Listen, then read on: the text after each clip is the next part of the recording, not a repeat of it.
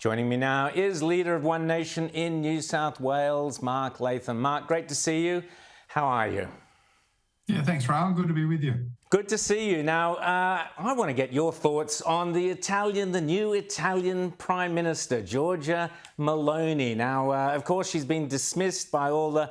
You can't even pick up a so-called centre-right newspaper without her being described fascist, far-right, this, that, and blah, blah, blah. It's not true, or in my opinion, it's not. But what do you make of her? Well, she has launched a very effective critique of identity politics. The clip that's circulating on social media shows that she's right at the mainstream, because what she's saying is that the left are trying to herd us into these broad categories and deny the individual and the individuality of identifying for who you are. There's nothing wrong with being a proud nationalist. There's nothing wrong with being, in our country, a proud Australian and having a pride in our national history. There's nothing wrong in being a white-skinned person of the Anglo race. There's nothing wrong in being male or female. You don't have to embrace identity politics. There's nothing wrong in being proud of your family or proud of being heterosexual.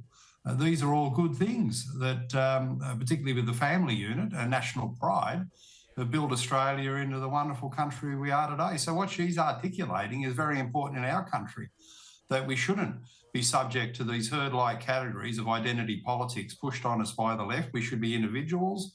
We should be proud of who we are and the way we were born. And if you work hard and you're successful in this country, that's a wonderful thing. And we have much to be happy and proud about as Australians. So her message for Italians resonates here in Australia, and we need more of our political leaders to be saying it. And what's fascinating, Mark, is that she comes from basically what would have once been called a blue-collar, working-class family, suburbs of Rome. You know, she's not from that elite political class that so many of the European leaders are from. And it's fascinating, isn't it, Mark, that the head of the EU, Ursula von der Leyen, the head of the European Union, not elected by anybody, in essence, she came out saying last week, oh, we're going to have tools to use against Meloni if she's elected, basically threatening to sabotage their economy, I guess. We really are at the pointy end in Europe, I think, now, between the globalist agenda to kind of the Great Reset, all that stuff, but basically a globalist agenda, get rid of borders. And what Meloni identifies is this push to turn everyone into just a consumer, just another consumer without any national identity, without being a Christian or a woman or a mother, but just a number for the global elites. Okay, it's a big, you can call it conspiracy theory or whatever, but that seems to be the political argument that's happening in Europe right now. Well, that's on the identity political front, but Rowan, the big thing on the economic front is their energy crisis. The European Union and all the renewable advocates have crippled most of the European economies, and they're deindustrialising. They've got terrible problems with energy security.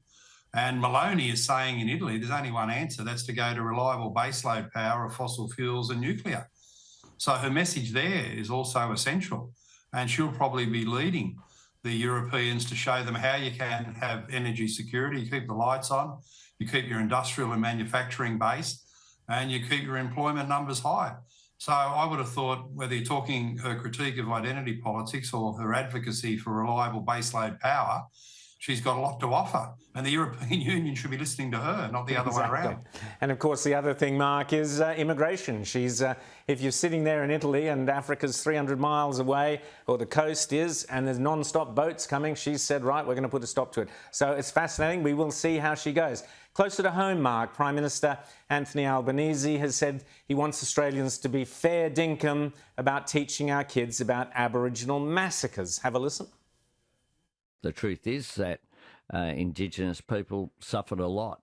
And not all, but many did. There were massacres occurred, and we need to be truthful about that, not as a way of being shamed, but just as being fair dinkum. It's the Australian way. So, Mark, we keep getting be fair dinkum, be truthful, truth-telling, but we've already been subject to factually incorrect claims about by two leading figures within the Indigenous community, claiming that they themselves as individuals were counted as fauna and flora when they were children, which is completely untrue. So that's even them telling their particular personal stories, which are untrue. So are we really going to get fair dinkum about our colonial past? Well, not by setting up an Orwellian Truth Commission, which is Albanese's policy. You know, out of that Uluru statement, a component of it is to set up a Truth Commission, which is effectively for the rewriting of Australian history. Our nation has no history of a pattern of organised massacres. There were some local law and order skirmishes that have been unfortunately written up by extremists at Newcastle University, mapping it, to say that we've had hundreds of massacres of Indigenous people in our history. It's just fundamentally untrue. And anyway, Rowan, in judging Australian history, this whole assumption of teaching the right kind, the so-called right kind of history in our schools, Albanese works on the assumption Australia's never had any historians. No Manning Clark, no Geoffrey Blainey, none of the scores of established, respected historians of the 20th century. They've written up the history, and I trust them a lot more than I do Albanese and his Truth Commission. And from the left of politics, Manning Clark essentially agrees with Geoffrey Blainey at the other end of the spectrum that while mistakes were made, most of the colonial governors, particularly Lachlan Macquarie, were very generous to the Indigenous people and tried to play a civilising role. We have had no pattern of Indigenous massacres in this country. It's a fabrication to say otherwise. It's up there with Bruce Pascoe's rewriting of history.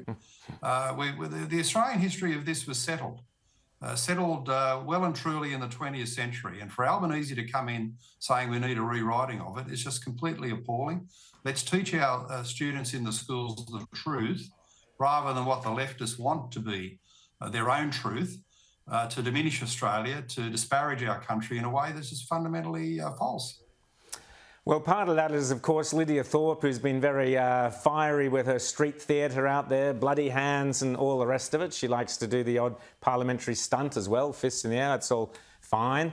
But she's now been accused by her own side of politics, the Chief of Staff, of bullying. Her former Chief of Staff says he was scared and appalled by her outburst in meeting with two Indigenous community leaders at Parliament House last year, calling the behaviour amongst the worst he's ever witnessed. What's your reaction to this, Mark?